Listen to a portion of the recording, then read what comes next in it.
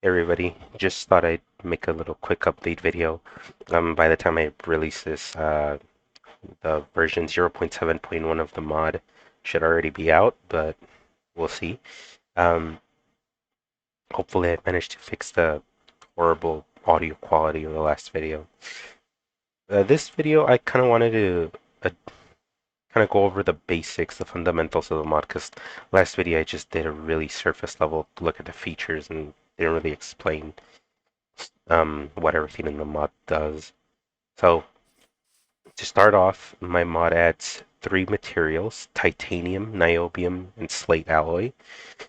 Titanium generates in the overworld, and you can see stone and deep slate variants. Niobium generates in the end island specifically, and slate alloy must be crafted using the machines that I've added this update. Next up, titanium tools. These have double the durability of iron, and they are slightly faster, but yeah, probably not really noticeable, honestly. They're just there as a, I guess, alternative if you want to spend the titanium on tools, but yeah. These is the titanium roll ingot, nugget, same for niobium, and this is slate alloy, and that's deep slate powder, which is how you make this. Which brings me to the next thing. I've added two machines. I went over the Fabricator in the last video, but I added the grinder, which is currently only used to make deep slate powder, and added JI support. But you crush deep slate or any of these blocks will work, and it'll make one deep slate powder. And then you use that deep slate powder to make the slate alloy with. Okay, I should have had it, but I guess I don't. With either netherite ingots or netherite scrap and gold.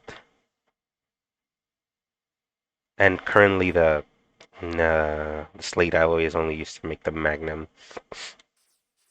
Sorry about sound a little stuffy. I'm feeling a little sick, but oh well. These things at the top here are crafting components, and specifically these two are salvage tech, which are used to craft the weapons, or no, some of the weapons and the anti-air rocket turret. Specifically, the explosive weapon systems is used for the launchers, and the auto-targeting systems is used for the rocket turret. Uh, the explosive weapon systems has to be scavenged from nether fortresses. The chests. There's a 50% chance that when you open one, there'll be tech salvage there. The other one, the auto-targeting systems, drops from phantoms. I believe it's a 15% chance, I think. Might drop it to 10. I don't know. These are circuits, and these are just made in the regular crafting table. Uh, with the three titanium nuggets, three redstone, and three of the respective materials. These are used for crafting. I mean, the copper circuits are used for the new machines. The gold circuits are using the fabricator, also in several weapons. So is the niobium, and the copper circuits are also used for several weapon crafting recipes. And well, the rocket turret. Okay, I already covered that one, but it's a anti-air rocket turret. It locks onto airborne enemies. It's a tag, and it well, it shoots homing rockets. Right now, it doesn't use anything. It just there's no energy or items or ammo. That's gonna change eventually, but right now, I mean, this is just a beta test, so it's just free unlimited rockets if you can make it.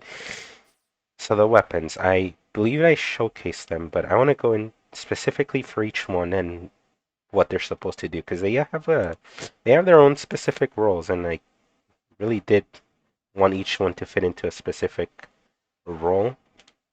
So first off, the submachine gun. This thing, along with the shotgun, are close range weapons, but the submachine gun specifically is a defensive type weapon. It's it's a suppressed, which well, translated to game mechanics, it means that it won't trigger skulk sensors, and it also is considered a no anger damage source. This means it's not going to trigger neutral mobs like Endermen, golems, zombie piglins, and the like. So it's very stealthy, defensive type of deal. Uh, I don't think I added damage fall off to it. No, I didn't. But what I did add was I classified the mobs in this game into three different categories, or two really, but the third is no category. So bosses, elite mobs, and well, no category. So this might not make it to the final build, but currently the submachine gun has a steep damage penalty against bosses, a moderate damage penalty against elite mobs, and no damage penalty against the rest. So like the intention for this is that you're not really supposed to fight the big bosses with a little submachine gun. It's a personal defense weapon. Um, Again, that may or may not make it to the release version. So the boss mobs are the Warden, the Wither, the Dragon, and the Elder Guardian. Elite mobs are not bosses, but mobs that are supposed to be stronger than fodder, but not quite bosses. So, if I'm remembering correctly, the all of the Illagers are considered elite. Hoglins, Zoglins, Piglin Brutes. I believe witches are also elite mobs. Also, I don't remember. But yeah, those types of things. So next up is a shotgun, and this thing, like the submachine gun, is a close range weapon. But whereas the submachine gun was a very defensive, sneaky playstyle, this thing is full on aggressive, loud, and charge in. Now this thing, when it has ammo in the mag, it gives you 25% speed and one step height, which means you just step on full blocks like if they were stairs or slabs. And yeah, this thing shoots 7 pellets, and obviously the damage is calculated by how many hit the target. And that's about it. I mean, it doesn't have the mechanics of the it does not have the damage mechanics of the submachine gun. So next up is the grenade launcher, and this thing shoots several different types of grenades. Uh, they're not properly coded in yet. I mean, the acid and the electric one kind of are, but there's explosive, which well, it's just a standard explosion. There's nothing special to it. There's fire, which is currently unfinished. It just does nothing. Well, it deals damage, but that's it. It doesn't create anything. It doesn't create a fire field or anything like I wanted to. Not yet. Same thing with ice. It has the effects, but it doesn't do anything. It doesn't freeze, slow down, or anything, or have any damage bonuses. Electric is kind of implemented. It currently what it does is that it doubles the blast radius in rain or underwater. So let me show it real quick. So if I shoot here, you can see that. Okay, well, it got that fish, but yeah, on land the blast radius isn't all that big. But if I shoot it in the water, you can see that massive. It killed like, the entire part of the river there. So yeah, this thing is like the anti-aquatic uh, type of weapon. The final one is acid, and this thing is the anti-armor choice, like weapon choice. Let me spawn something and that won't die immediately. I think the iron golem can survive one shot. So yeah, it applies the corrosive effect, and what that does is that it reduces per level 20% of armor, like armor points. And also I think it does armor uh, toughness, and if it doesn't, I plan on adding that. And the grenade, I think it applies level 2 or 3, so yeah, this thing, when you shoot at something, and assuming it doesn't die immediately, you'll you'll be removing 60% of their armor while the effect lasts. So yeah, this thing it's also very powerful. So if it, like I said, this thing kills it in 2 hits. So in the base game, I don't think there's anything that can really use the acid for, because I mean, it's just so strong. And next up is the rocket launcher. And this thing currently, I mean, I don't really know what to do with it yet. This thing, and it shoots rockets. The blast radius is very small. Because I don't know what to do with it yet. Like, I don't know. I was originally gonna go for the grenade launcher is anti-personnel and the rocket is anti-tank, but there's no tanks in Minecraft. And even if you want to consider like the big boss mobs tanks, uh, it still doesn't really add up. So I'm thinking I'm gonna add like cluster bombs or something to this thing. Hmm, I'll figure out the role eventually.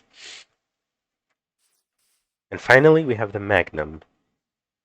So the Magnum, it either deals 50 damage or 25 hearts, or 1/5, 20% of the target's health. So assuming that there's no armor resistances or regeneration effects, anything will die in at most 5 shots.